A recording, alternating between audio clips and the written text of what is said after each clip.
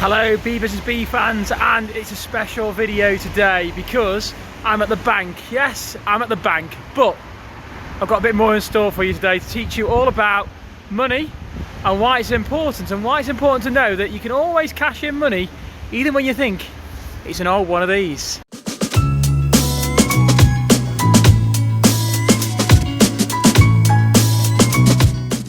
Hello B Business B fans, and here I am at the bank. And yes, okay, we all go to the bank, and we will know from our business already that banks are different to building societies. Remember, these places here are owned by shareholders. They're there to make a profit. They offer a wide range of financial services, but ultimately they use your money to make money on it, whereas a building society member is owned by the members and it rewards the members. But today, there's the business out of the way, we're going to look at this. Now, I bet you've probably got one of these old notes, and you're probably thinking, what can I do with my old note? Well, actually, you can take it into the bank. I'm going to find out if you really can. It could be to the Bank of England in London, and it's all down to what it says on the note. If you look really closely at the note there, it says, I promise to pay the bearer. And basically, it's a promise from the Queenie.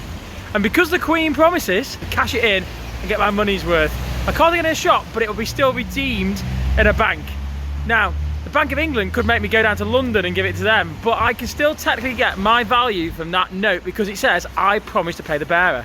That means any single note that exists still has got the value it says on paper.